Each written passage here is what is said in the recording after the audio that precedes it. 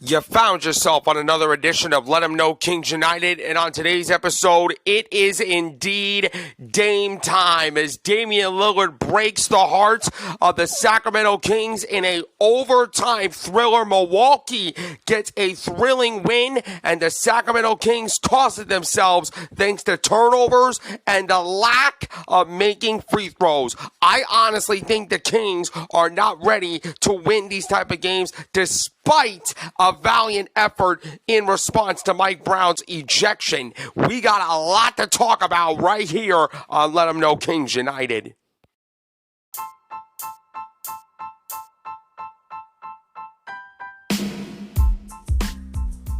And now, ladies and gentlemen, it is that time for the post-game reaction podcast of the Cleveland Cavaliers, Sacramento Kings, and the Chicago Bulls.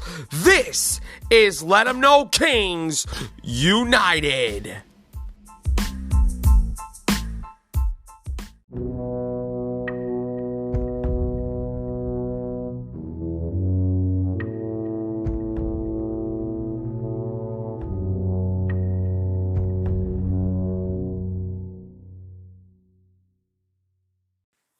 Let 'Em Know Nation, you already know what time it is. Welcome to another edition of Let 'Em Know Kings United, your Cleveland Cavaliers, Chicago Bulls, and Sacramento Kings postgame reaction podcast. And I am your host, Scarlett Weisberg. Thank you so much for tuning in to today's show. And you can find Let 'Em Know Kings United, which is 100% completely free and available on Amazon Music, Google Podcast, iHeartRadio, Spotify, Radio Public, Pandora, or wherever else you want to listen to this show.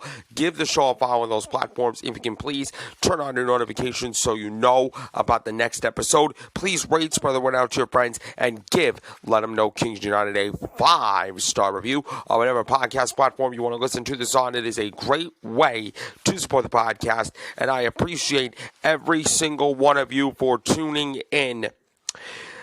I did not expect the game between the Sacramento Kings and the Milwaukee Bucks to be an absolute overtime thriller, but that is exactly what I got. And unfortunately for the Sacramento Kings, Damien Lillard called a game against the Sacramento Kings. It was indeed Dame time as the Milwaukee Bucks at the buzzer stunned the Sacramento Kings 143-142 for the Bucks' 15th consecutive win over the Sacramento Kings. Before I even get into it, I need to give the kudos to both teams because it was a well-played game. It was a wild back and forth matchup. I mean, coming in, you had two key matchups that you knew that they were going to go absolutely crazy. The first key matchup, obviously, Domas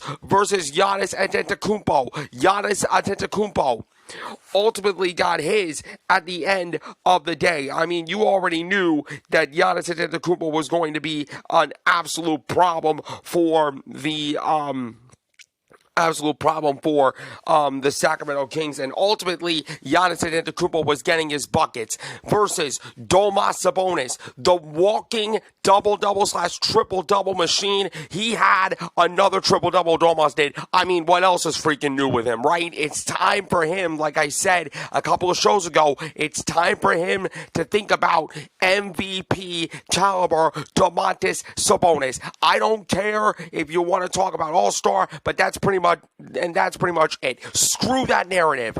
Screw that narrative for just a second. It's time to put Domas in the MVP conversation because he has been playing on an elite level, and you already know the point guard matchup. You already knew what time it was. Damian Lillard, Dame time versus Mr. Fourth Quarter, the reigning, defending, undisputed clutch player of the year, Mr. De'Aaron Fox. It was a very entertaining, a thrilling scrap that had a little bit of everything. Domas versus the Greek Freak. Dame Dollar versus D. Fox. Mike Brown getting ejected, and I will give Sacramento credit for this. The moment that Mike Brown got ejected from this game from arguing a call that should have been a foul on, I got to tell you what it was. Coach Mike Brown stormed onto the court with 9 minutes and 20 seconds left in the fourth quarter and began screaming at referee Anante Wong and was immediately ejected while being restrained by Sacramento players, to be more specifically Malik Monk and Trey Lyles. Malik Monk wrapped his arms around Brown and directed him off the court. Brown brought out a laptop in his post-game media session. If you haven't watched the social media rant by Mike Brown, I mean, my God, that was epic. Not as epic as Roger Kolbich from the Toronto Raptors, but my God, that rant was definitely up there. He highlighted multiple calls that he found frustrating, as well as the disparity in free throws. At the time of his rant, he said that the free throws at one point were 19-5 in favor of Milwaukee. I mean, I don't blame Mike Brown for his frustration at all. He said ultimately at the end of the day, the referees are human and they're going to make mistakes. But you just hope that there's some sort of consistency and there's some sort of communication between the refs. The refs tonight, they were great. They communicated with me all night. But in terms of consistency, you guys saw it right there. And in my opinion, the consistency wasn't here.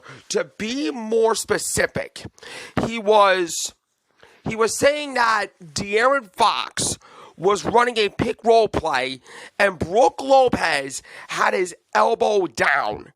I know I'm not videoing, so you can't see it here. Mike Brown was saying that Brook Lopez had his elbow down to force contact on De'Aaron Fox for the pick-and-roll action. He's talking about verticality and physicality. I mean, the NBA rule book is you need to have the NBA rule, according to the rule book, is you have to have two hands up in order to go vertical.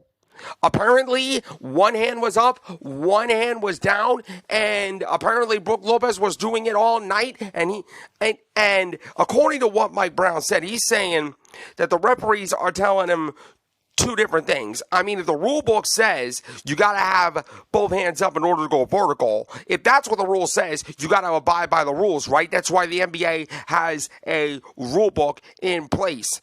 But he's saying that the referees were telling him two different things, and he said that the referees need to have better consistency and some sort of communication between the refs. I think Mike Brown is definitely right on the money, and I will say this. The NBA referee officials are absolute garbage, are absolute dog crap. And I'm not one to criticize officials, but I got to call it the way I see it. The officials for tonight's game were absolutely terrible. Yes, they did great as far as communication goes, but this goes to all referees in general. You need to be consistent with your goddamn calls. There is a lot of times in the NBA where good teams like Denver, the LA Clippers, Milwaukee Bucks, hell, the Boston Celtics the other night got screwed and they ejected Jason Tatum for a quick trigger after arguing with a call. You need to give Jason Tatum and other players the right to argue with calls.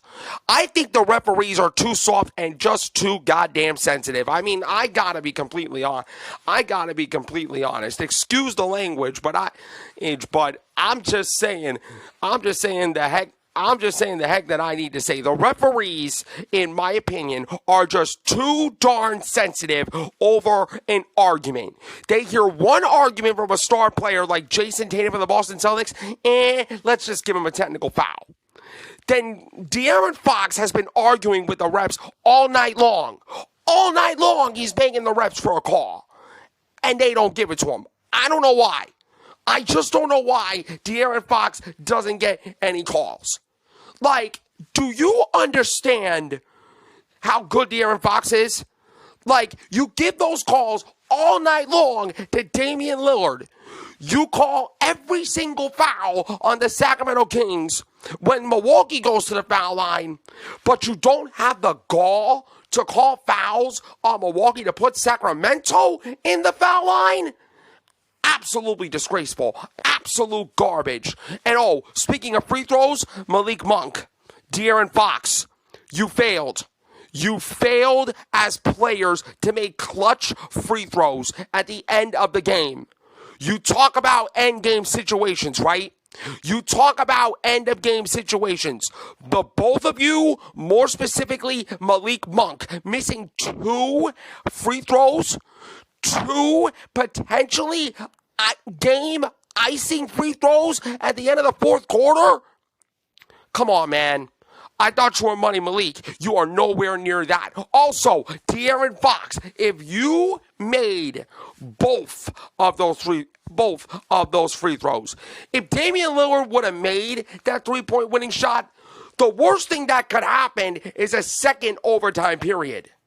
But no, you make 1 out of 2, and you allow Damien Lillard to do what he does and hit a game winner. Lillard said the play was called for him to inbound the ball to Giannis Antetokounmpo, not Brook Lopez. And by the way, the Sacramento Kings at one point led by 4 in the overtime period, but Brook Lopez made a 3-pointer for the corner to pull the Bucks to a 141-140 lead with 11 and a half seconds. De'Aaron Fox made 1 out of 2 free throws. It was 142. It was 142-140 in favor of the Sacramento Kings. Lillard then inbounded the ball to Brook Lopez, who passed it back to Damian Lillard, who then dribbled across half court and took a shot from about 30 feet. That's Dame time range right there. That gave the Milwaukee Bucks their 15th consecutive win over the Sacramento Kings as the Fiserv Forum crowd erupted and teammates mobbed him. Now, there is a part of me that is really heartbroken over the loss by the Sacramento Kings. There is a part of me that hurts. There's a part of me that hurts for the Sacramento Kings because I will give Sacramento credit for this. The moment that Mike Brown got ejected from the game, they responded really, really well. I mean, down the stretch, they were just executing perfectly. This was the first game, I believe, this season for the Sacramento Kings where they were losing, but it was a competitive loss. It wasn't one of those games where they got blown out the window. They actually hung in there against one of the best teams in the Eastern Conference. They ultimately almost stole one from the Milwaukee Bucks, but ultimately they couldn't do 2 things. Number 1, they can't make free throws at the end of the game situation, and number 2, they cannot take care of the damn basketball. That has been a bug in the Sacramento Kings side lately. In the bog of the Sacramento Kings side lately. In order to beat a great team like the Milwaukee Bucks, you need to take care of the ball, you need to make your free throws, and you need to be better at end of game situations. The Damian Lillard 3-point shot, at this point, I can live with that. I can live with Dame Dollar sinking that free throw because that's all he is. He is clutch for a reason. But you had a couple of golden opportunities to ice the game, light the beam, and arguably had the best win of the season. Not a signature win. That was the Golden State Warriors win of the NBA in-season tournament. But the best win of the season, considering that Milwaukee is one of the best teams in the Eastern Conference. You had an opportunity to redeem yourself after you got outmatched at Philadelphia the other night, but you couldn't do it because you, as a team, decided to not take care of the ball and not make your free throws. More specifically, Malik Monk and De'Aaron Fox. I feel bad for De'Aaron Fox because outside of that, he had a really good game. He finished with 32 points that led the Sacramento Kings. And Domantas Sabonis, MVP caliber Domantas Sabonis. Hell, all-star starter Domantas Sabonis. Yeah, I said it. Had his 10th triple-double of the season with 21 points, 15 assists, 13 rebounds. Sabonis only trails Nikola Jokic of the Denver Nuggets, who has 12. At this point, point, if Domas keeps this up, he's going to continue that streak, and I will not be surprised if he continues that. If he continues that in the next game against the Phoenix Suns. About the game-winning play, Damien Lillard said, two guys ran to Giannis. As soon as I looked up, Brook was already running toward me, and I knew that was the play we were going to get to eventually. After crossing half court, Lillard said he glanced at the clock before making a move to set up his game winner, which marked the 2,500 three-pointer of his career. 2,500 threes for Dame Dollar. That is impressive. Lillard in his first year is in his first year with Milwaukee after 11 years, or the majority of his career out of Portland. Dame Dollar said, I just changed direction and got into space where I could get a good look at the rim. It was a pretty comfortable shot. These are the kind of games that you don't want when you don't want to let them slip.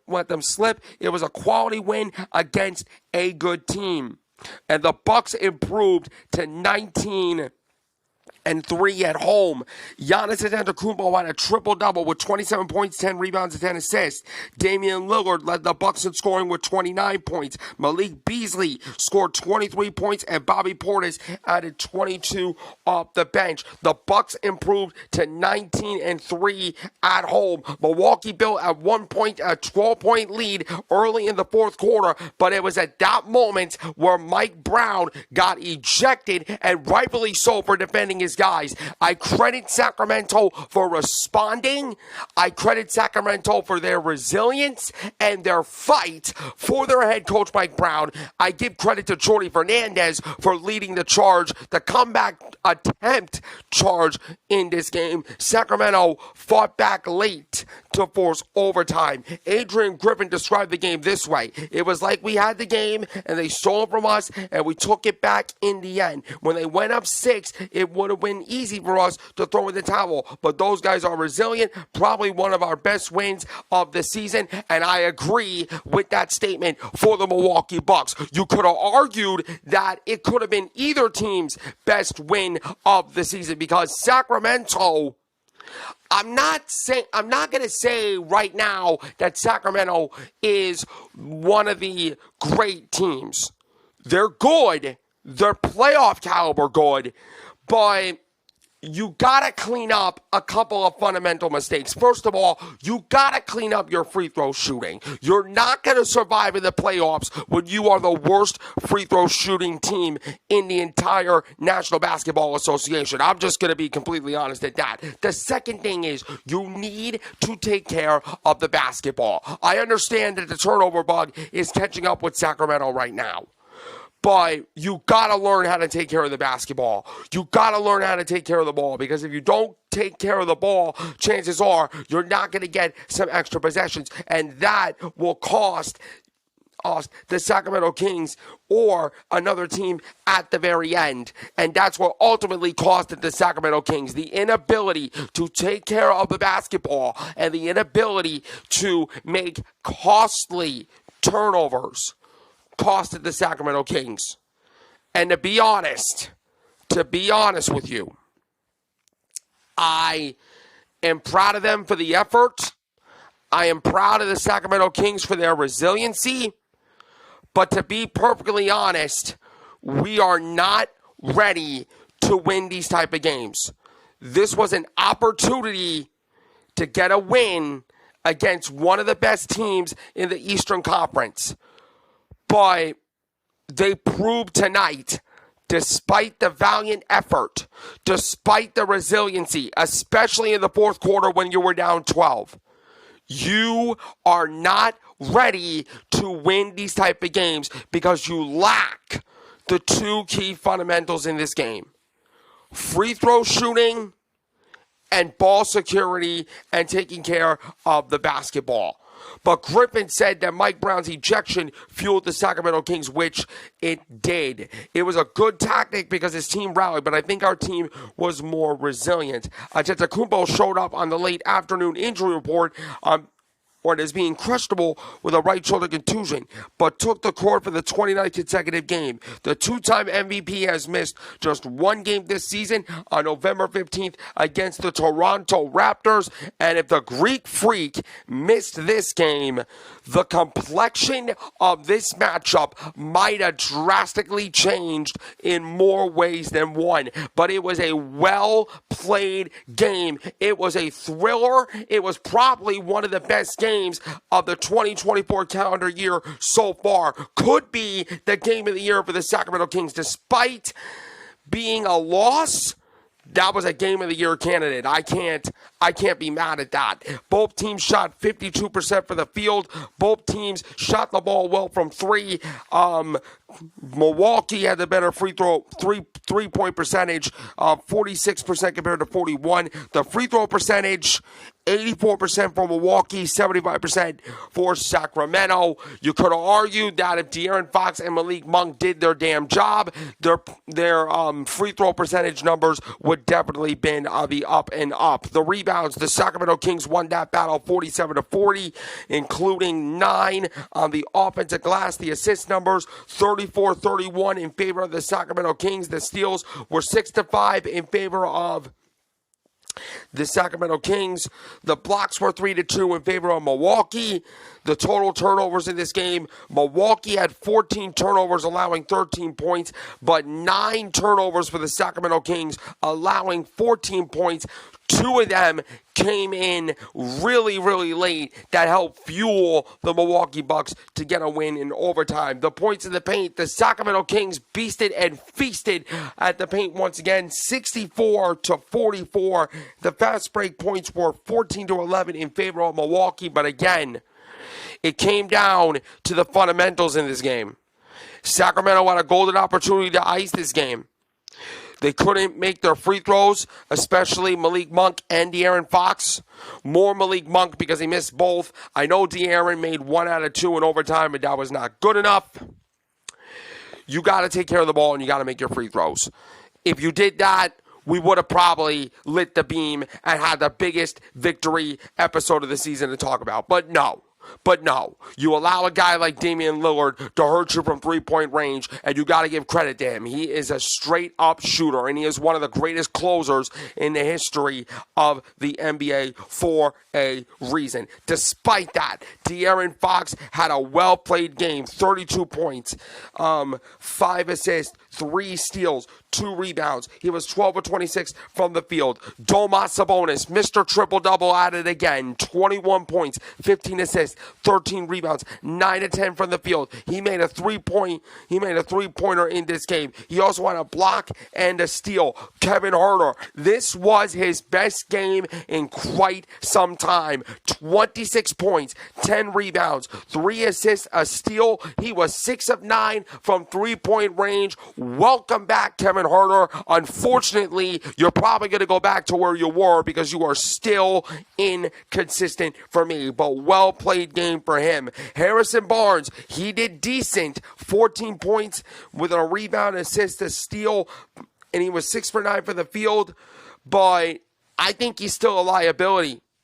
And oh, by the way, De'Aaron Fox only had 1 miss for the free throw line tonight. 6 of 7, but that one miss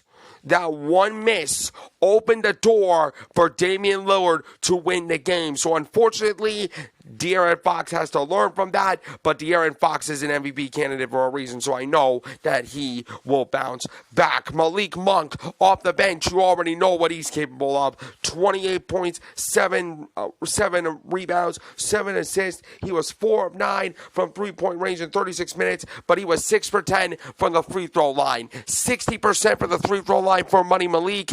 That is not good enough, my guy. I'm sorry. I know your money off the bench, but that's not good enough when you shoot 60% for the foul line. I'm going to keep it honest with you. Dame Dava. It was truly Dame time. 29 points, 9 of 20 from the field. 8 assists, 4 rebounds, 5 of 13 from 3, including the game winner, the Greek Freak. 27 points, 10 assists, 10 rebounds, trip dub with 3 steals.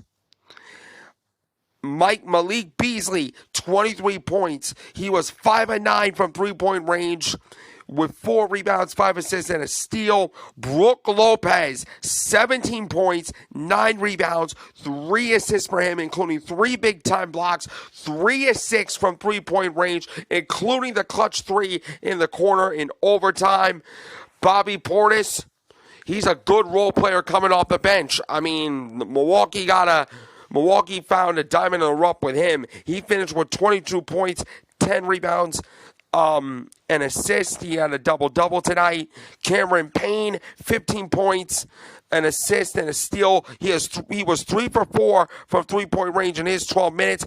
Connaughton, we did a really good job limiting him to only 5 points, but we left him open for a 3 late in overtime, which was completely unacceptable.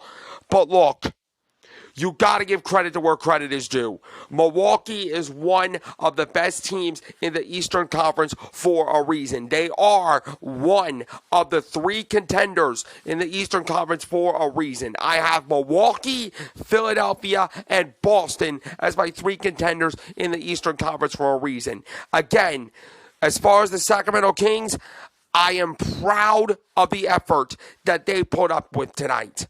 I am proud of the resilience that they showed after Mike Brown got ejected from this game. They could have threw in the towel and they could have got blown out. They could have got their asses kicked for the 15th millionth time.